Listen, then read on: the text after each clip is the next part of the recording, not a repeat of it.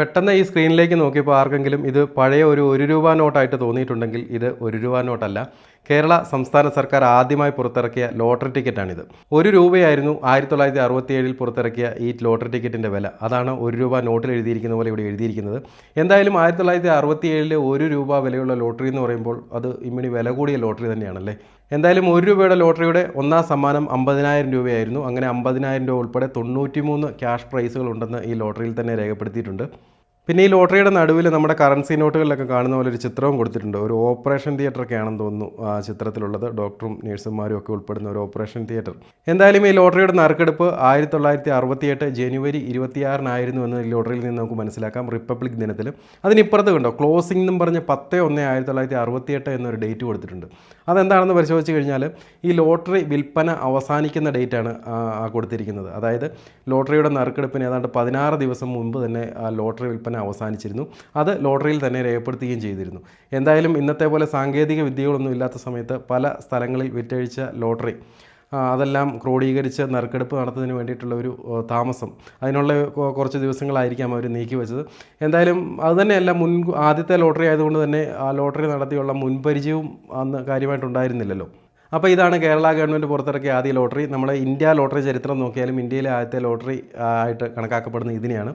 എന്നാൽ ചരിത്രം നമ്മൾ വിശദമായി പരിശോധിച്ച് കഴിഞ്ഞാൽ ഇന്ത്യയിലെ ആദ്യത്തെ ലോട്ടറി എന്നല്ല, കേരളത്തിലെ പോലും ആദ്യത്തെ ലോട്ടറി ഇതല്ല.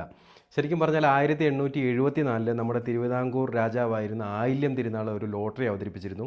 അത് ശുചീന്ദ്രം ക്ഷേത്രത്തിൻ്റെ ഗോപുരം പുനർനിർമ്മിക്കാൻ വേണ്ടിയിട്ടാണ് ഈ ലോട്ടറി ആരംഭിച്ചതെന്ന് ചില സ്ഥലങ്ങളിലൊക്കെ കാണാം. എന്നാൽ അങ്ങനെയല്ല, തിരുവനന്തപുരം ജനറൽ ആശുപത്രിയുടെ പണി പൂർത്തിയാക്കിയത് ഉൾപ്പെടെയുള്ള പല വികസന പ്രവർത്തനങ്ങൾക്കും വേണ്ടിയാണ് ഈ ലോട്ടറി വിറ്റഴിച്ചതെന്നും പറയപ്പെടുന്നു. എന്തുതന്നെയായാലും ഇന്ത്യയിലെ ആദ്യത്തെ ലോട്ടറി ഏതാണെന്ന് പരിശോധിച്ച് കഴിഞ്ഞാൽ നമുക്ക് ഈ തിരുവിതാംകൂറിൻ്റെ ചരിത്രവും ഈ ലോട്ടറി ചരിത്രവും നമുക്ക് കാണാൻ സാധിക്കും. എന്നാൽ അതും പൂർണ്ണമായിട്ടും ശരിയല്ല. ബ്രിട്ടീഷ് ഇന്ത്യയിൽ 1930-40 കാലഘട്ടത്തിൽ ബോംബെയിലും മദ്രാസിലും കൽക്കത്തയിലും എല്ലാം ഇത്തരത്തിലുള്ള ലോട്ടറികൾ ആരംഭിച്ചതായിട്ട് നമുക്ക് കാണാം. എന്നാൽ ഇതിന് പൊതുവെ ഈ തിരുവിതാംകൂർ ലോട്ടറിക്ക് ഉൾപ്പെടെ ഒരു ചൂതാട്ട സ്വഭാവമായിരുന്നു ഉണ്ടായിരുന്നത്. ആളുകളുടെ ജനങ്ങളുടെ പോക്കറ്റിൽ കിടക്കുന്ന പൈസ എങ്ങനെയെങ്കിലും ഗവൺമെൻറ്റിൻ്റെ ഇതിലേക്ക് എത്തിക്കുക എന്ന ഒരു ഉദ്ദേശം മാത്രമേ ഇതിനുണ്ടായിരുന്നുള്ളൂ. പൊതുവെ ഒരു ചൂതാട്ട സ്വഭാവത്തോടു കൂടിയ അത്ര സുതാര്യമല്ലാത്ത ഒരു ലോട്ടറി. എന്തായാലും പരക്കെ വ്യാപകമായ പ്രതിഷേധങ്ങളും ആരോപണങ്ങളും ഒക്കെ ഈ ലോട്ടറികൾക്കെതിരെ എല്ലാം ഉണ്ടായിരുന്നു. എന്നാൽ അതുകൊണ്ട് തന്നെ ഈ ലോട്ടറിക്കൊന്നും മുന്നോട്ടൊരു ഭാവി ഉണ്ടായിരുന്നില്ല. ഇനി കേരളം വിട്ട് ഇന്ത്യ വിട്ട് ലോകത്തിൻ്റെ ലോട്ടറി ചരിത്രം പരിശോധിച്ചാൽ ചരിത്രത്തിൽ രേഖപ്പെടുത്തിയ ആദ്യ ലോട്ടറി ചൈനയിലാണുള്ളത്.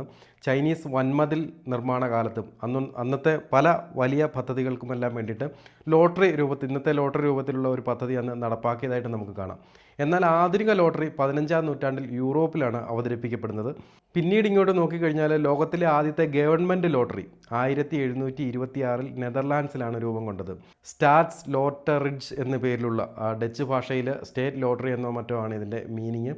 ഈ ലോട്ടറിയുടെ ഒരു പ്രത്യേകത, ഇന്നും ഈ ലോട്ടറി പ്രചാരത്തിലുണ്ട്. 1726 മുതൽ ഇന്നും പ്രചാരത്തിലുള്ള ലോകത്തിലെ ഏറ്റവും പഴയ ഗവൺമെൻറ് ലോട്ടറിയാണ് ഈ നെതർലാൻഡ്സിൻ്റെ ഈ ലോട്ടറി.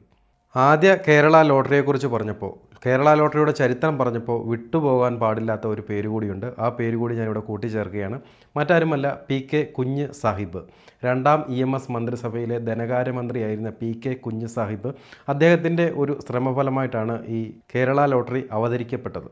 പിന്നെ നമ്മൾ ആദ്യം പറഞ്ഞ ആദ്യ ലോട്ടറിയുടെ നറുക്കെടുപ്പിൽ 1968 ജനുവരി 26 നടന്ന നറുക്കെടുപ്പിലെ ഒന്നാം സമ്മാനം 50,000 രൂപ, 1 രൂപ മുടക്കി 50,000 രൂപ കരസ്ഥമാക്കിയത് പാറേക്കാട്ട് കുഞ്ഞിരാമൻ നായർ എന്ന വ്യക്തിയാണ്. പിന്നെയും ചരിത്രം പരിശോധിച്ചാൽ ലോട്ടറിയെക്കുറിച്ച് ഒരുപാട് ഇൻട്രസ്റ്റിംഗ് ആയിട്ടുള്ള കാര്യങ്ങൾ കാണാം. എങ്കിലും ഇത്ര വലിയൊരു ധനസമ്പാദന മാർഗമായിരുന്നിട്ട് കൂടി മിക്ക ലോട്ടറികൾ, ഇപ്പം നടക്കുന്ന എല്ലാ ലോട്ടറികളും തന്നെ ലാഭത്തിലാണ് പോകുന്നത്.